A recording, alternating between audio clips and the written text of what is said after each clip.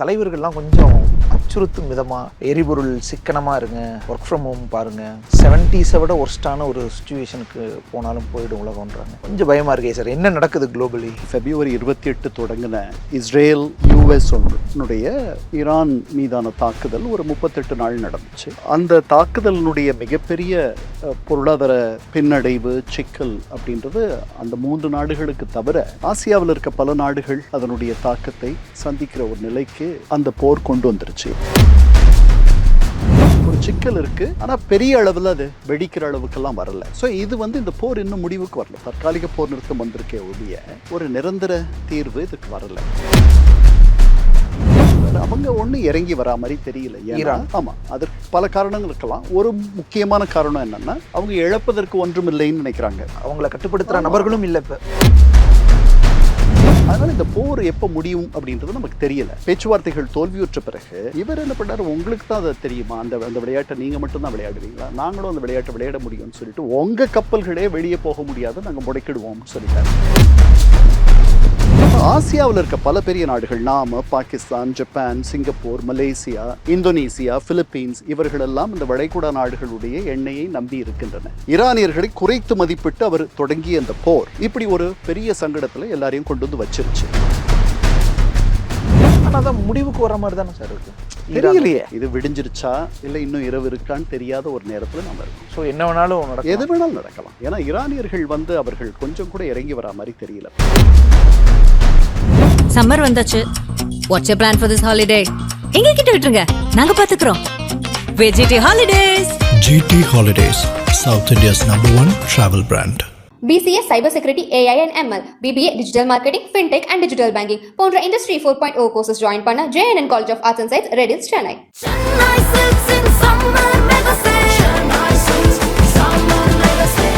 The Chennai Silks in Mega Summer Sale. உலக தமிழர்கள் அனைவருக்கும் வணக்கம். இன்றைய சிறப்பு நேர்காணலில் நம்மோடு இருக்கக்கூடியவர் திரு UN கண்ணன். வணக்கம் சார். வணக்கம் தேவா, எப்படி இருக்கீங்க? நல்லா இருக்கேன் சார். நீங்கள் சார்? நல்லா இருக்கேன் சார். சர்வதேச அளவில் தலைவர்கள்லாம் கொஞ்சம் அச்சுறுத்தும் விதமாக அல்லது எச்சரிக்கும் விதமாக பேசுகிறத பார்க்க முடியுது. இந்திய பிரதமர் நரேந்திர மோடி 10 வருஷ சாதனை காணாமல் போயிடும் போல இருக்கே அப்படின்னு அவர் பேசுகிறாரு. எல்லோரும் கொஞ்சம் எரிபொருள் சிக்கனமாக இருங்க, ஒர்க் ஃப்ரம் ஹோம் பாருங்கள், கொஞ்சம் இதாக இருங்க அப்படின்றாரு. சிங்கப்பூர் பிரைம் மினிஸ்டர் அவர் ஒரு பக்கம் 70s விட ஒர்ஸ்டான ஒரு சுச்சுவேஷனுக்கு போனாலும் போயிடும் உலகம்ன்றாங்க. இந்த மாதிரி எல்லாரும் கொஞ்சம் பயமாக இருக்கே சார், என்ன நடக்குது குளோபலி? இல்லை, ஒன்றும் இல்லை. அதாவது உங்களுக்கு ஒரு 2 மாதத்துக்கு முன்னாடி February 28 தொடங்கின அந்த இஸ்ரேல் யூஎஸ் ஈரான் மீதான தாக்குதல் ஒரு 38 நாள் நடந்துச்சு. அந்த தாக்குதலினுடைய மிகப்பெரிய பொருளாதார பின்னடைவு சிக்கல் அப்படின்றது அந்த 3 நாடுகளுக்கு தவிர ஆசியாவில் இருக்க பல நாடுகள் அதனுடைய தாக்கத்தை சந்திக்கிற ஒரு நிலைக்கு அந்த போர் கொண்டு வந்துருச்சு. ஏன்னா ஹோர்முஸ் நீரிணை இந்த போர் தொடங்கின பிறகு அது வரைக்கும் அந்த ஈரானியர்களுக்கு அது அவ்வளோ ஒரு பெரிய ஒரு துருப்புச்சீட்டா இருக்குன்றது அவங்களுக்கு தெரியாது. அதை அவர்கள் மூடிட்டாங்க. அதை மூடின உடனே இப்போ ஆசியாவில் இருந்து வளைகுடா நாடுகள்ல இருந்து வரக்கூடிய எண்ணெய் வரத்து, அதனுடைய ஏற்றுமதி எல்லாமே அது வழியாக தான் வருது. அதாவது 5ல் 1 பங்கு உலகத்தினுடைய எண்ணெய் போக்குவரத்து என்பது ஹோர்முஸ் நீரிணை வழியாக நடக்குது. ஸோ அதை அவர்கள் மூடி ஒரு பெரும் சிக்கலை நமக்கே முதல்ல இந்த இது தொடங்கின உடனே நீங்கள் நம்முடைய கேஸ் ஸ்டேஷன்ஸ், பெட்ரோல் பங்க்ல வரிசை கட்டி நின்ற கார்களை நம்ம பார்த்தோம். ஒரு 2 நாள் ஒரு பெரிய பதட்ட நிலை இருந்துச்சு. அதுக்கப்புறம் மத்திய அரசுல இருந்து அதிகாரிகள் நமக்கு சொன்னாங்க, பதட்டப்படுறதுக்கு ஒன்றும் இல்லை, கொஞ்சம் தாமதமாகலாம், நாங்கள் மாற்று ஏற்பாடுகளை பண்ணுறோம் அப்படின்னு சொன்னாங்க. மெக்சிகோல இருந்து சமையல் வாயு வாங்குகிறோம், மற்ற இடங்கள்ல இருந்தெல்லாம் தெரிவிக்கிறோம், அதுக்கு நாளாகலாம், ஆனால் அது வந்துடும், பெரிய துன்பம் இருக்காது அப்படின்லாம் சொன்னாங்க. அதனால அது கொஞ்சம் மட்டுப்பட்டுச்சு. இன்னும் ஒரு சிக்கல் இருக்கு, ஆனால் பெரிய அளவில் அது வெடிக்கிற அளவுக்கெல்லாம் வரல. அது ஒரு காரணம். ஸோ இது இந்த போர் இன்னும் முடிவுக்கு வரல. தற்காலிக போர் நிறுத்தம் வந்திருக்கே ஒழிய ஒரு நிரந்தர தீர்வு இதுக்கு வரல. ஒரு நேரடியாக ஒரு பேச்சுவார்த்தை இஸ்லாமாபாத்தில் நடந்தது. பல மணி நேரங்கள், ஒரு ஏறக்குறைய ஒரு முழு நாள் அந்த பேச்சுவார்த்தைகள் தொடர்ந்து நடந்து கூட ஒரு முற்றுக்கு வரல அது. அப்புறம் அவங்க திரும்பி போயிட்டாங்க. அதுக்கப்புறம் பல முன்மொழிவுகளை ஈரானியர்கள் பாகிஸ்தானிகள் மூலமாக செஞ்சுருக்காங்க. இன்னும் 2 நாள் முன்னாடி வந்து ரொம்ப நிறையா நெருக்கம் வந்திருக்கு எங்களுக்குள்ள அப்படின்னு ட்ரம்ப் சொன்னார். ஆனாலும் நான் நேற்று பேசும்பொழுது இது சரியாக வரலைன்னா கடுமையான வழக்கம் போல தாக்குதல்களை அவர்கள் சந்திக்க வேண்டும் அப்படின்றாரு. அவங்க ஒன்றும் இறங்கி வரா மாதிரி தெரியல. ஏன்னா ஈரான். ஆமாம், அதற்கு பல காரணங்கள் இருக்கலாம். ஒரு முக்கியமான காரணம் என்னன்னா, அவங்க இழப்பதற்கு ஒன்றுமில்லைன்னு நினைக்கிறாங்க. ஒன்று. 2வது, அவங்களுடைய தலைமை வந்து சிதறுண்டு இருக்கு, ஃப்ராக்மெண்டட். முன்ன மாதிரி ஒரு பெரிய ஒற்றுமையோ ஒரு ஒருமித்த கருத்தை வந்து எடுத்துட்டு போற அளவுக்கு ஒரு உச்ச தலைவர் என்பவர் அந்த இடத்துல இல்லை. இருக்காரு, பேரளவுக்கு ஒரு உச்ச தலைவர் இருக்கார். அவருக்கு நடக்கிற அத்தனையும் தெரியுமான்னு கூட நமக்கு தெரியல. அவர் படுத்த படுக்கையா இருக்கார். அதனால புரட்சிகர இராணுவ படை, ஈரானிய புரட்சிகர இராணுவ படைகள், அவர்களுக்கு வந்து ஒரு பெரிய வலிமை வந்துருச்சு. அதனால அவர்கள் மிதவாதிகள் கிடையாது.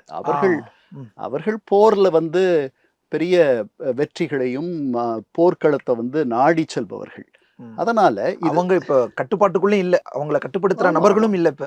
ஆமா ஆமா, அந்த மாதிரி ஆட்கள் எல்லாம் இல்லை, அவர்களெல்லாம் போயிட்டாங்க. அதுதான் முதல் சுற்று 2வது சுற்று தலைவர்களை நாங்கள் முடித்து விட்டோம்னு சொன்னார் இல்லையா? அதற்கு அவர் தருகின்ற விலை தான் இது. அவங்களாம் இருந்திருந்தா ஒருவேளை மிதவாதிகள் ஒரு 4 பேர் இருந்திருக்கலாம், அவர்கள் கொஞ்சம் கம்முன்னு இருங்கப்பா அப்படின்னு சொல்லி இருக்கலாம். அதெல்லாம் நடக்கல. அதனால இந்த போர் எப்ப முடியும் அப்படின்றது நமக்கு தெரியல. இது ஏற்படுத்தி இருக்கிற அப்ப அவர்கள் முதல்ல மூடினாங்க ஹோர்முஸ் நீரிணையை. இவர் என்ன பண்ணார், இந்த தற்காலிக போர் நிறுத்தம் வந்த பிறகு, பேச்சுவார்த்தைகள் தோல்வியுற்ற பிறகு இவர் என்ன பண்ணார், உங்களுக்கு தான் அதை தெரியுமா, அந்த விளையாட்டை நீங்க மட்டும்தான் விளையாடுவீங்களா, நாங்களும் அந்த விளையாட்டை விளையாட முடியும்னு சொல்லிட்டு உங்க கப்பல்களே வெளியே போக முடியாது, நாங்க முடக்கிடுவோம்னு சொல்லிட்டாரு. இப்ப அங்கிருந்து ரொம்ப சில கப்பல்கள் மட்டும் எப்படியோ வெளியே வர்றதா நான் நினைக்கிறேன். பெரும்பாலான போக்குவரத்து என்பது நின்று போய்விட்டது. இப்போ ஆசியாவில் இருக்க பல பெரிய நாடுகள், நாம, Pakistan, Japan, Singapore, Malaysia, Indonesia, Philippines, இவர்களெல்லாம் இந்த வளைகுடா நாடுகளுடைய எண்ணெயை நம்பி இருக்கின்றன. இப்போ ஆப்பிரிக்கா அப்படி கிடையாது. ஆப்பிரிக்காவில் எண்ணெய் வளம் மிக்க நாடுகள் நிறையா இருக்காங்க. நைஜீரியா மிகப்பெரிய எண்ணெய் வளம் மிக்க நாடு, அதனால அவர்களுக்கு இந்த சிக்கல் கிடையாது. தென் அமெரிக்காவில் வெனிசுவேலா எண்ணெய் வளம் மிக்க நாடு, அதனால அங்க அந்த சிக்கல் இல்லை. ஆசியாவில் இருக்கக்கூடிய பல நாடுகள் இதுல ஒரு பெரிய ஒரு துன்பத்தில் இருக்கின்றன. இந்த துன்பத்தை இது இவர்கள் உருவாக்குன இந்த துன்பம், இது ஒரு பெரிய ஆழமா அவர் யோசிக்காத, அல்லது ஈரானியர்களை குறைத்து மதிப்பிட்டு அவர் தொடங்கிய அந்த போர் இப்படி ஒரு பெரிய சங்கடத்துல எல்லாரையும் கொண்டு வந்து வச்சிருச்சு. அதனால அவர் என்ன பண்றாரு, இதற்கு முன்னாடி யுக்ரைன் மேல நீங்க போர் தொடுத்தீங்கன்றதுனால உங்க மேல பொருளாதார தடைகள் இருந்துச்சு ரஷ்யா மேல. ஆமா, இப்போ அந்த ரஷ்யாவுக்கு முதல்ல 1 மாதம் விலக்கு தந்தார் அந்த எண்ணெயை வாங்குறது. இப்போ நேற்றோ முந்தா நாளோ அதை மீண்டும் இன்னும் 1 மாதத்துக்கு நீட்டிச்சிருக்காங்க. நம்ம ரஷ்யாட்ட வாங்கிக்கிறதுக்கு இவர் அனுமதி 1 மாசம் நீட்டிச்சிருக்காரு. ஆமா, நாம மட்டும் இல்ல, உலகம் முழுக்க. நமக்கு அதுங்கிறது நம்ம 41% அவர்கள்ட்ட இருந்து இப்ப தருவிக்கிறோம். அதனால இதுதான் இந்த காரணங்களால நீங்க சொன்ன சிங்கப்பூருடைய பிரதமர் லாரன்ஸ் வாங், அவர் வந்து நம்ம 70களில் நடந்த இந்த எண்ணெய் சிக்கல்னால அப்போ ஒரு பெரிய பிரச்சனை வந்துச்சு. அது என்னன்னு நம்ம பார்ப்போம், இன்னும் ஒரு நிமிஷத்துல பார்ப்போம். அதை விட இது கடுமையா இருக்கும் அப்படின்றாரு. அப்ப என்ன நடந்துச்சு அப்படின்னா, 79ல் ஈரான், அப்பவும் ஈரான் தான் காரணம். ஓகே ஈரான் வந்து ஒரு மிகப்பெரிய எண்ணெய் தயாரிப்பாளர், வளமிக்க நாடு. அங்க அந்த அப்ப இருந்த மன்னர் ஆட்சி கவிழ்ந்துருச்சு. 79ல் இந்த இப்போ ஆள்றாங்க இல்லையா, இவர்கள் ஆட்சிக்கு வருகிறார்கள். கொமேனிகள் ஆட்சிக்கு வராங்க. ஆமா, இவர்கள் வந்த பிறகு அங்கிருந்து எண்ணெயை வந்து அவர்கள் மேற்குலகத்திற்கு அனுப்புறது அப்படின்றது நின்று போயிடுது. அதனால அப்போ இப்ப விட வந்து எண்ணெயை ரொம்ப நம்பி இருந்த உலகம் அது. இப்ப நிறைய சோலார் வந்துருச்சு, நிறைய வந்துருச்சு இல்லையா. இப்ப சீனாலெல்லாம் வந்து உங்களுக்கு எண்ணெயே தேவையில்லைன்ற அளவுக்கெல்லாம் வந்து பெரிய மாபெரும் நகரங்கள், சோலார் சக்தியை தருகின்ற, சூரிய சக்தியை உருவாக்குகின்ற மாபெரும் நகரங்கள், மைல் கணக்கில் சோலார் பேனல் இருக்கக்கூடிய, சோலார் தகடுகள் இருக்கக்கூடிய நகரங்களை அவர்கள் உருவாக்கி இருக்கிறார்கள். ஒரு சில தசாப்தங்களுக்கு பிறகு அவர்களுக்கு எண்ணெயே தேவைப்படாமல் போயிடும். அந்த அளவுக்கெல்லாம் பெரிய அளவில் வளர்ச்சி வந்துருச்சு. அதனுடைய விலையும் இப்போ ரொம்ப குறைஞ்சிருக்கு. இதெல்லாம் இருக்கு. அதனால 79ல் இது நடந்த போது ஒரு பெரிய சிக்கல், மேற்குலகத்திற்கு எண்ணெய் வரத்து குறைந்து இவங்களை ரொம்ப நம்பி இருந்த நேரம் அது நடந்துச்சு. அப்போ விலையெல்லாம் தாறுமாறாக ஏறிச்சு. அதற்கு முன்பாக 1973, இது 79, 73ல் என்ன நடந்துச்சுன்னா, இஸ்ரேலுக்கும் பக்கத்தில் இருந்த பாலஸ்தீனியர்களை ஆதரிக்கக்கூடிய எகிப்து மற்றவர்களுக்கெல்லாம் யோம் கிப்பூர் வார் அப்படின்னு சொல்லிட்டு, யோம் கிப்பூர் என்பது வந்து ஒரு யூதர்களுடைய ஒரு பண்டிகை, ஒரு மிகப்பெரிய ஒரு பண்டிகை. அந்த பண்டிகையின் போது இந்த போர் தொடங்குச்சு. அந்த போர் தொடங்கின உடனே இஸ்ரேலுக்கு அமெரிக்க ஆதரவு கொஞ்சம் தாமதமாக கிடைத்தது. அது கிடைச்சதுனால தான் அவர்கள் வென்றார்கள் அந்த போரை. அப்போ வளைகுடா நாடுகள், அரபு நாடுகள், எண்ணெய் ஏற்றுமதி நாடுகள் அமெரிக்காவுக்கும் மேற்குலகத்திற்கும் எண்ணெயை ஏற்றுமதி செய்வதில்லை என்று ஒரு எண்ணத்தை கொண்டன. ஒரு ஆண்டுக்கு மேல அந்த எண்ணெய் ஏற்றுமதி என்பது நிறுத்தி வைக்கப்பட்டது. அதனால அமெரிக்கர்களுக்கு பெரிய வலி ஏற்பட்டது. அமெரிக்க விலையெல்லாம், எண்ணெயினுடைய விலை 4 மடங்கு போச்சு. அது போச்சுன்னா எல்லாமே போயிருக்கும். ஆமா, எண்ணெய் தானே எல்லாத்துக்கும் பிரதானம்.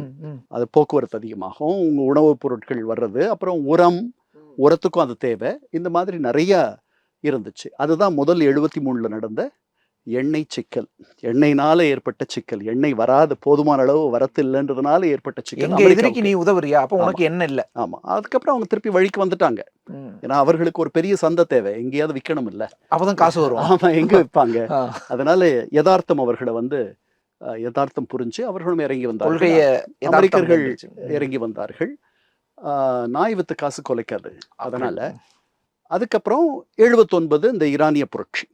அதனால தான் அவர் சொல்றாரு 70களை காட்டிலும், ஏன்னா அதை விட இதனுடைய தாக்கம் அதிகமாக இருக்கும். ஏன்னா இது இன்னும் நீடிச்சுட்டே இருக்கு. இது நீடிக்குமானால் அப்ப நாம எவ்வளவு துன்பப்பட்டோமோ, அப்போ எப்படியெல்லாம் பொருளாதாரத்துல, உலக பொருளாதாரத்தில் அதிர்வுகள் ஏற்பட்டதோ அந்த இடத்துக்கு நம்ம போக வேண்டிய சூழல் வந்துடலான்றது தான் பிரதமரும் இவரும் சிங்கப்பூரினுடைய பிரதமர் லாரன்ஸ் வாங்கும் சொல்லுகிறார். ஆனா அதான் முடிவுக்கு வர மாதிரி தானே சார் இருக்கு.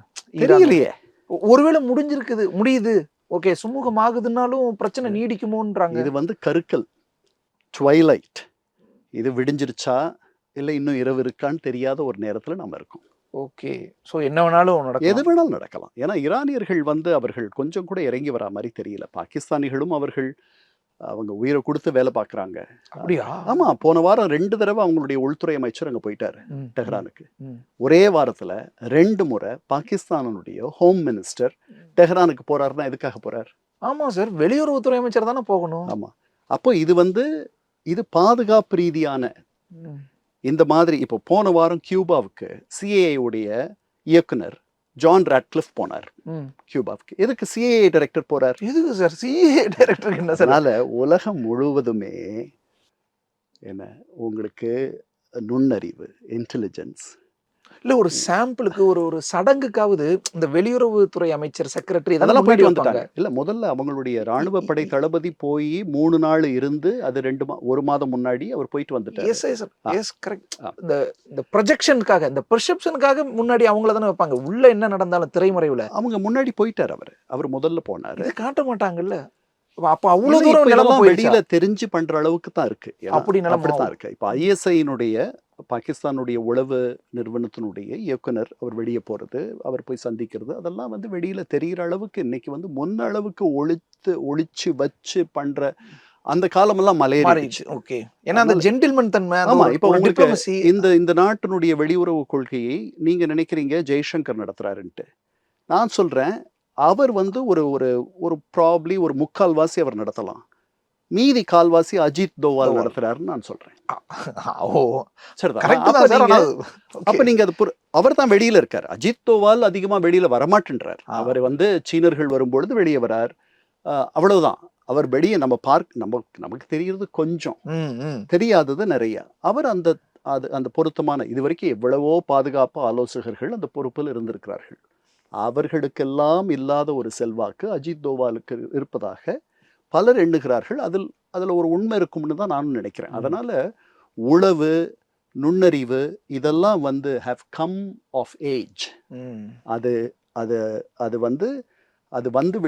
வந்து வயதுக்கு வந்து விட்ட ஒரு தருணம். சம்மர் வந்தாச்சு. What's your plan for this holiday? எங்க கிட்ட விட்டுருங்க, நாங்க பாத்துக்கிறோம். VGT Holidays. GT Holidays, South India's #1 travel brand. BCA Cyber Security, AI and ML, BBA Digital Marketing, Fintech and Digital Banking போன்ற Industry 4.0 courses join பண்ண JNN College of Arts and Science, Redis, Chennai.